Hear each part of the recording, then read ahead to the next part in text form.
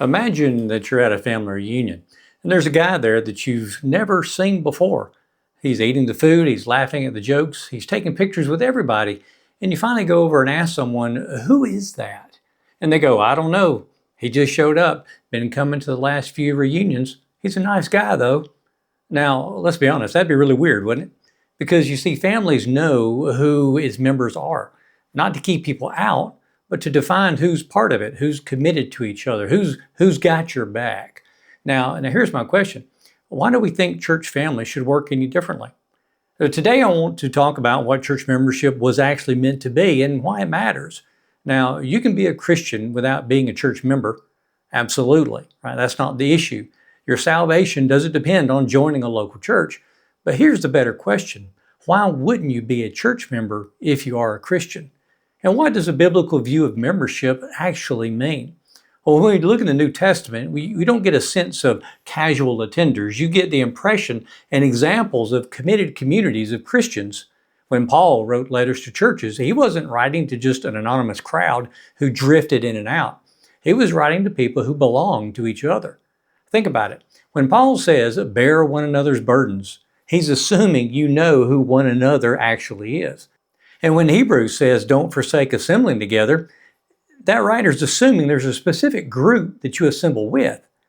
When Paul talks about church discipline, he's assuming clear boundaries about who's in and who's out.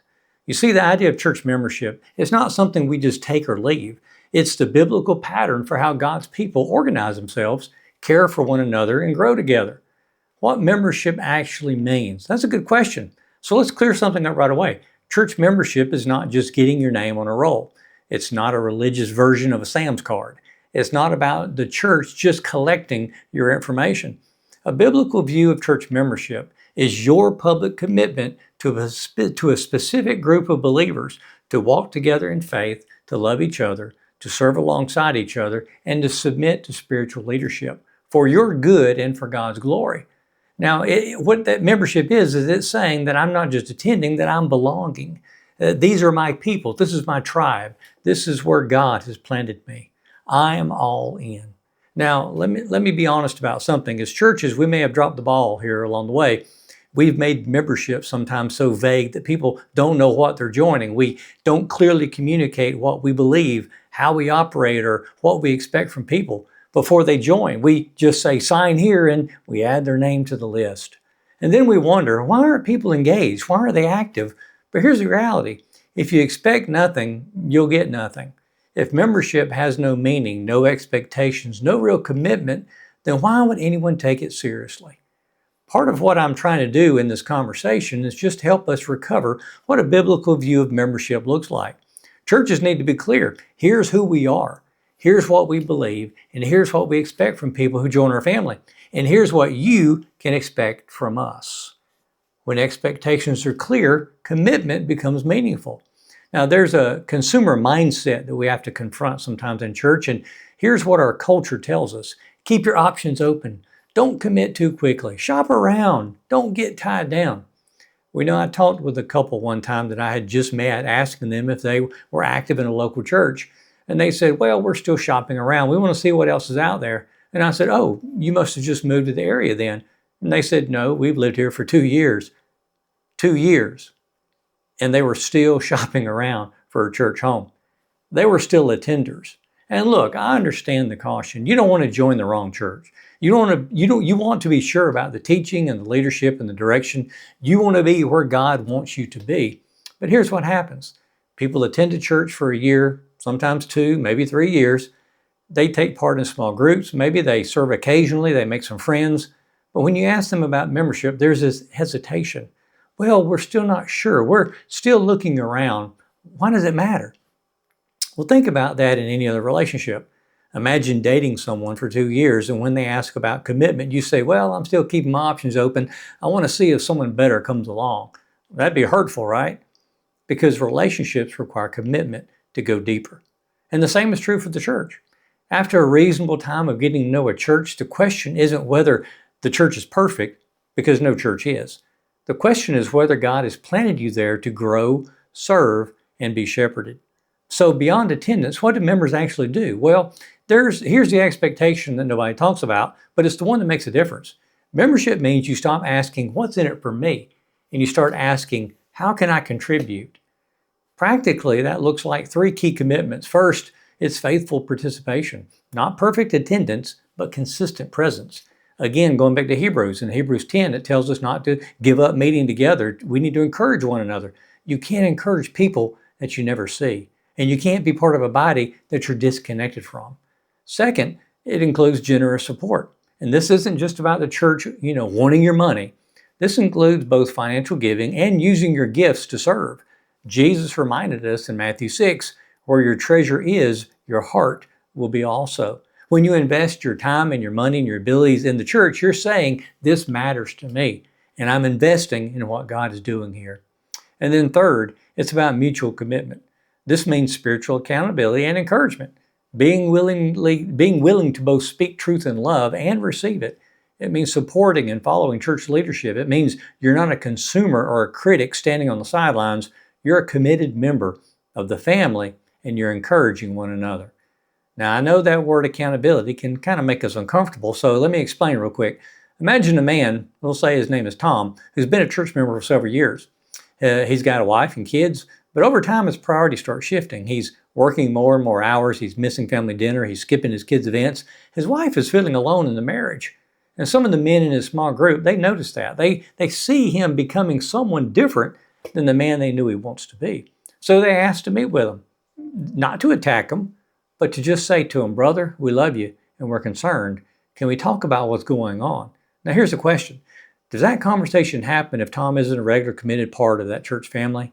Well, more than likely not, if he's just attending casually and kind of keeping his distance, because accountability requires relationship, and relationship requires commitment. But you see, because Tom is a church member, because he said, these are my people and I'm all in, these men have permission and responsibility to speak into his life. You see, that's a little bit about what accountability looks like in a healthy church. It's not about control. It's not about judgment. It's about loving each other enough to not let us wander into dark places. Galatians 6:1-2 says, if someone is overtaken in any wrongdoing, we who are spiritual should restore them gently, carrying each other's burdens. But here's the flip side. Encouragement. When you're a member, you're not alone anymore.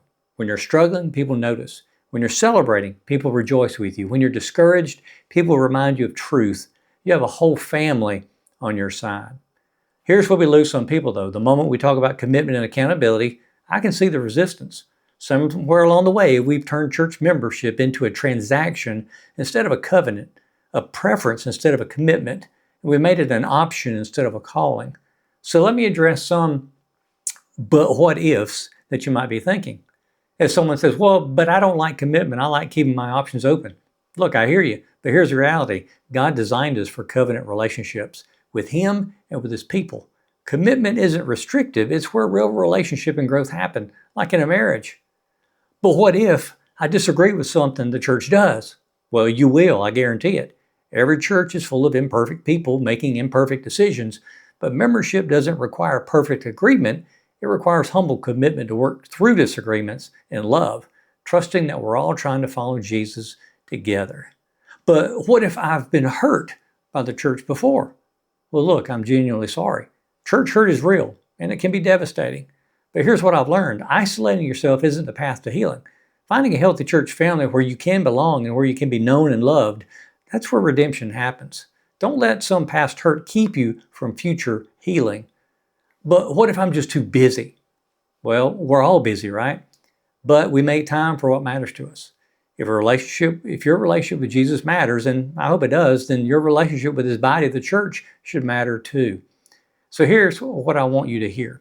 Church membership, rightly understood, is a beautiful gift. It's the place where you're known, loved, challenged, encouraged, and equipped. It's where your gifts matter and your presence is valued. It's where you learn to love imperfect people because they're learning to love an imperfect you.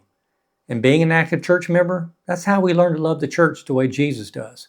That's what you miss when you stay on the sidelines. So here's what I ask you to do. If you're attending church but haven't joined, what's really holding you back? Is it a real concern that you need to talk through with a pastor? Then have that conversation this week. Or is it just a resistance to commitment? Is it wanting the benefits without the cost? If so, I want to challenge you to take that step to make that commitment and to join the family that God wants you to be a part of. And if you're already a member, well, here's my question. Are you living like it? Or has your membership become just a name on a list? Are you engaged? Are you serving and encouraging others? Are you letting others encourage you? Remember, the church isn't a building. It's not a weekly event. It's a family, and families require commitment. When you join a church, you're saying, I belong here. These are my people. We're in this together. Through the good, the bad, and the ugly. Through agreement and disagreement. Through celebration and through suffering. And you see, that's countercultural. And that's costly. And that's exactly what the world needs to see. A people who love each other enough to commit. Don't just attend church. Belong to it. See you next time on Ministry Conversations. You guys have a great day, and God bless.